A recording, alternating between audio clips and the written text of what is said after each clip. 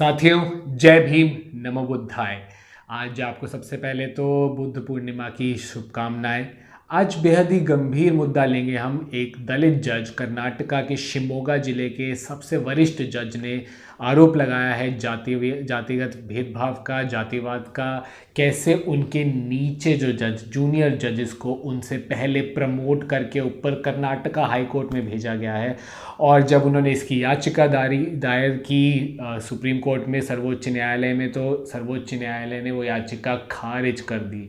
तो इसमें और सबसे दिलचस्प बात ये रही है कि जो सुप्रीम कोर्ट ने याचिका दायर की, जिस बेंच ने, उसमें एक जज जस्टिस दीपक गुप्ता ही थे, जिनका कल रिटायरमेंट हुआ। कि बहुत प्रगतिशील जज माने जाते हैं। रिटायरमेंट वाले दिन ही कल उन्होंने कहा कि कैसे इस देश का न्यायपालिका अमीरों के हक में हमेशा खड़ा होता है, गरीबों के साथ नहीं।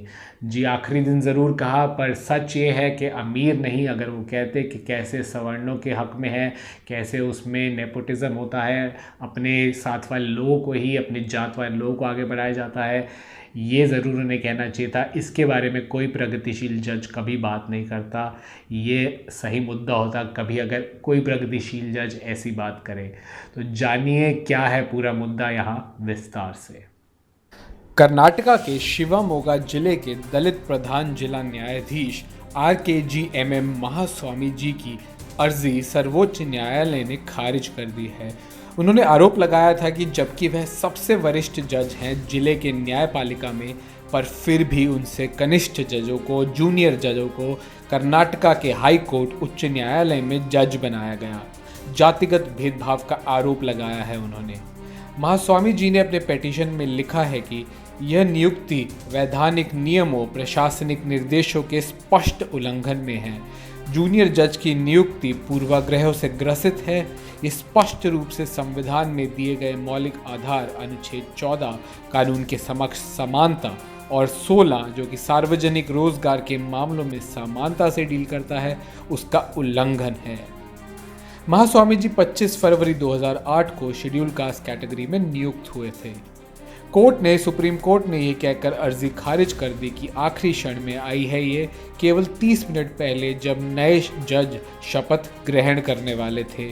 और ये भी कि न्यायपालिका का काम ये नहीं है कि राष्ट्रपति और सर्वोच्च न्यायालय के कोलेजियम के ऑर्डर से जो चुने गए न्यायाधीश हैं, उनके यथार्थ पर वह फैसला दे सके। आपको बता दें यहाँ कि कोलेजियम सिस्टम से जजों की नियुक्ति होती है उच्च न्यायालय और सर्वोच्च न्यायालय में, जिसकी कोई प्रवेश परीक्षा या इंटरव्यू नहीं होता। कोर्ट के मुख्य न्यायाधीश और 2 सबसे वरिष्ठ जज खुद ही अपने में सलाह करके चुन लेते हैं नए जजेस को।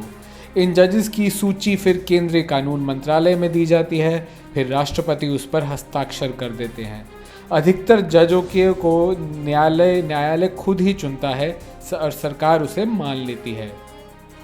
इस सिस्टम पर दशकों से, सालों से पक्षपात और जातिवाद के आरोप लगते आए हैं, क्योंकि दलित, आदिवासी, बहुजन समाज से जज ना के बराबर हैं उच्च और सर्वोच्च न्यायालय में।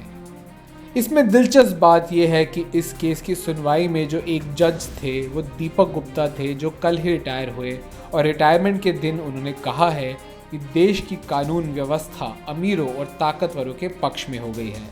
लॉकडाउन की वजह से जस्टिस गुप्ता को वीडियो कॉन्फ्रेंसिंग के जरिए ही फेयरवेल दिया गया। यह भी देश के इतिहास में पहली बार हुआ।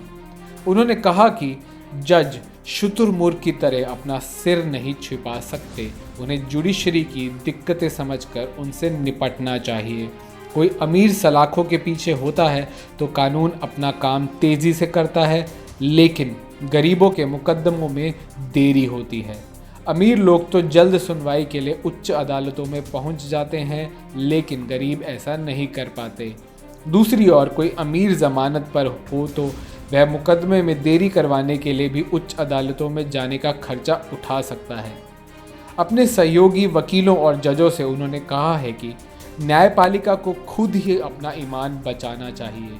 देश के लोगों को जुडिशरी में बेहद भरोसा है।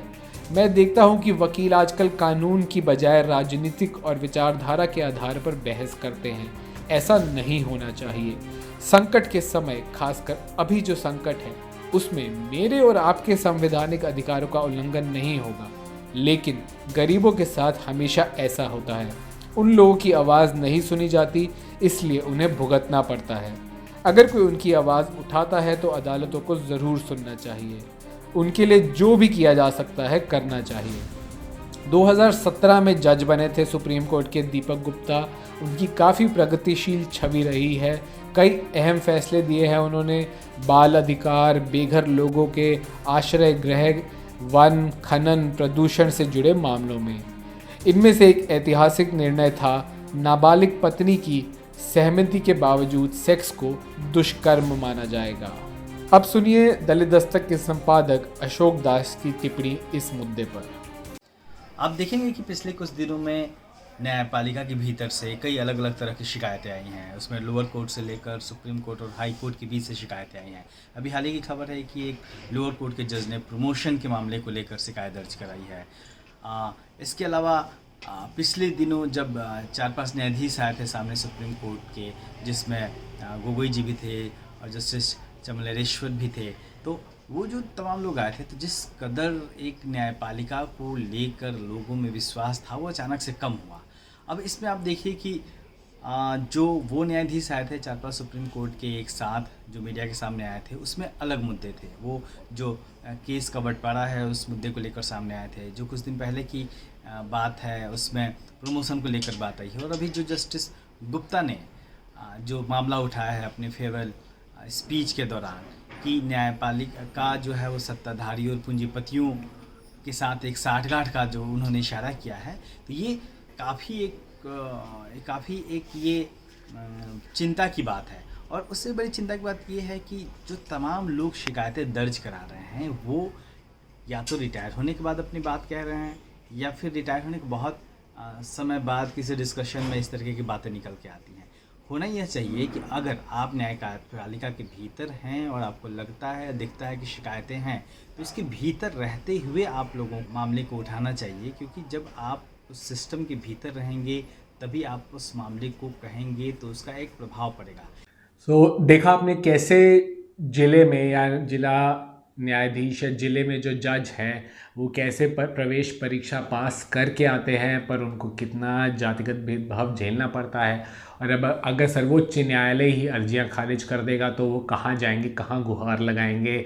इस देश में कैसे कोई गैर सवर्ण जज, दलित, पिछड़ा, आदिवासी जज कैसे आगे बढ़ पाएगा अगर यही सिस्टम रहेगा। तो इस वीडियो को आप शेयर करिए, ज़्यादा से ज़्यादा ये बात पहुंचाइए सब तक कि कैसे अभी हमने देखा साथ ही में कैसे न्यायपालिका काफ़ी घेरे में है। सर्वोच्च न्यायालय अपनी आरक्षण के खिलाफ जो उन्होंने जजमेंट दिए हैं, फैसले दिए हैं, और अब साथ क्लियरली दिखते हुए आ रहा है कि कैसे पिछड़े, दलित, आदिवासी जजों के साथ भी भेदभाव हो रहा है। तो इस बात को ज़रूर सबके साथ शेयर कीजिए, इस वीडियो को ज़्यादा से ज़्यादा शेयर कीजिए और ऐसी खबरों के लिए सब्सक्राइब कीजिए दलित दस्तक को और नोटिफिकेशन आइकन, बेल आइकन भी दबाइए।